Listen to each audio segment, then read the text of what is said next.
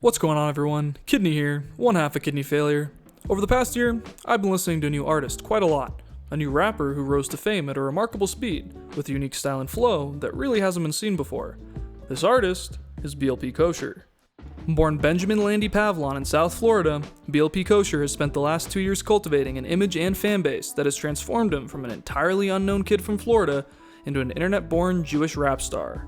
This video will break down BLP's impressive come-up by documenting his early beginnings, as well as the main factors that contributed to his resounding success. If you enjoy our content, consider dropping a like and subscribing for more videos like this. But anyways, let's start at the first point relevant to BLP Kosher's career, his life in high school.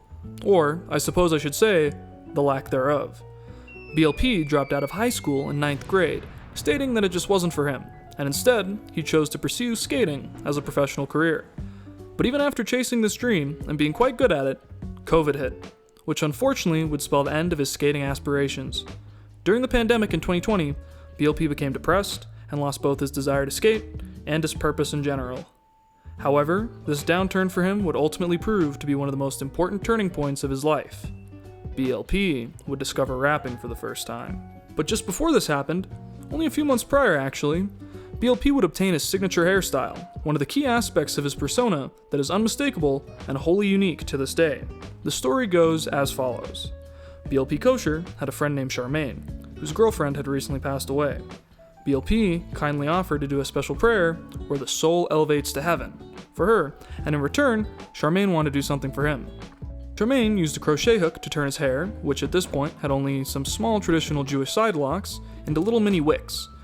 Charmaine passed away a few years later, and to this day, BLP Kosher continues to let his self-proclaimed Jew locks grow out so to honor his friend, who he considers to be one of the contributors to his success.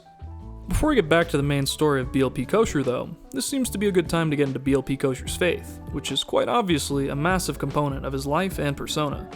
Besides his distinct appearance, BLP's Jewish faith can also be seen through many of his irreverent lyrics.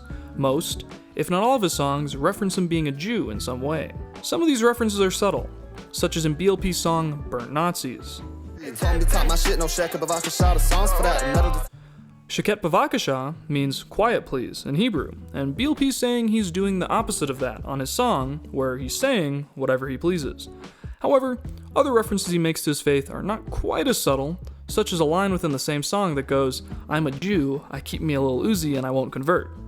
While perhaps a clever line and a subtle nod to fellow rapper Lil Uzi Vert, this is a much more on-the-nose reference to his Jewish faith.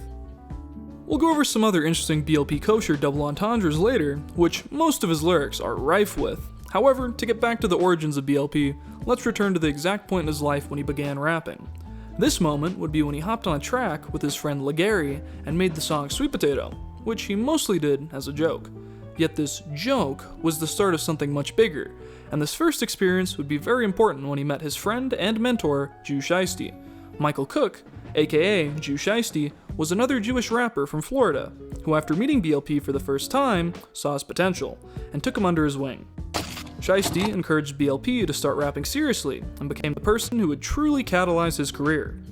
BLP Kosher's stage name was actually given to him by Jew Shiesty, as BLP considered the name La Kosher first. However, Shiesty encouraged him to keep the BLP part that was from his skater days. BLP Kosher and Jew Shiesty would go on to release numerous songs together, including Dreidel Twins and Burnt Nazis.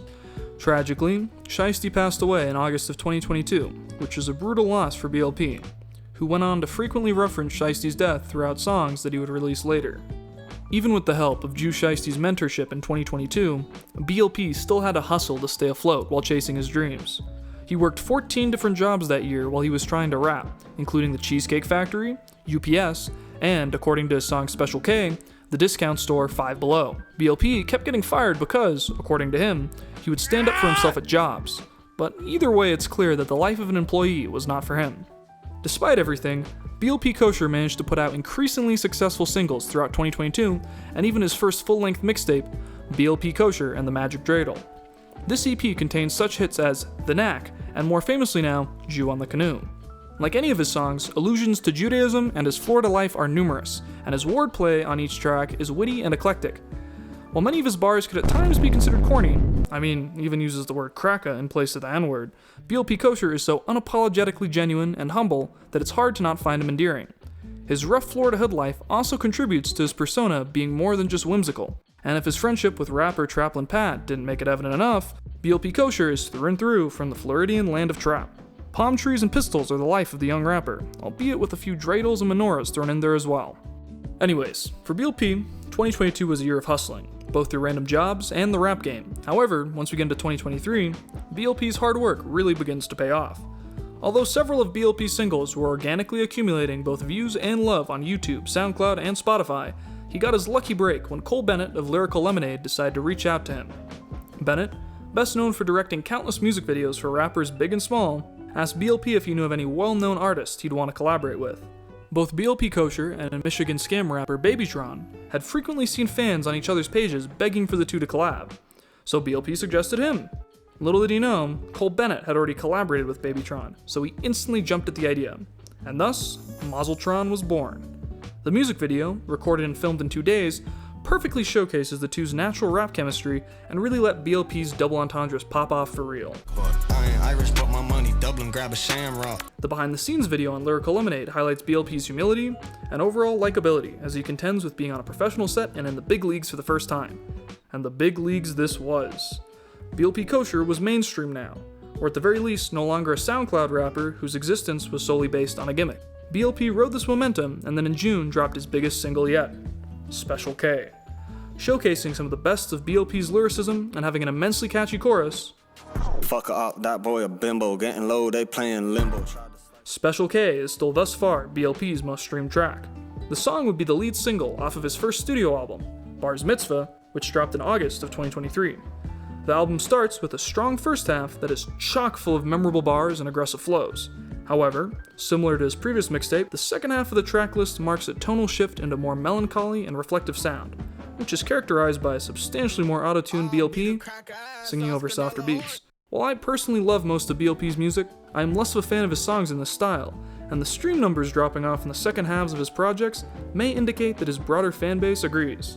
However, I admire him for pushing himself and experimenting creatively, as although he's killing it in his own niche, it is still commendable that he considers pushing beyond just being a catchy Florida rapper.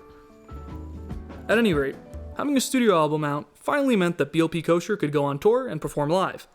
Here at the Kidney Failure Show, we fortunately had the pleasure of attending one of his shows, and I think the main impression we got from it all was that BLP Kosher is just as humble in person as he appears to be online. Seems like a genuinely cool dude. In my opinion, at least. Sing it! But besides just being a cool dude, there's been a lot of factors that have gone into his rise to success. He has an unprecedented and unique persona that combines being a young hustler from Florida with his devout Jewish faith, and there's really nothing like that in the game right now. Couple that with him being a guy that's humble to the core, and you've got an artist that's just as fun as he is unforgettable. Whether it's his unusual hair that catches your eye, or the crazy double entendres that he pulls off, it's becoming pretty hard to forget the one and only BLP Kosher.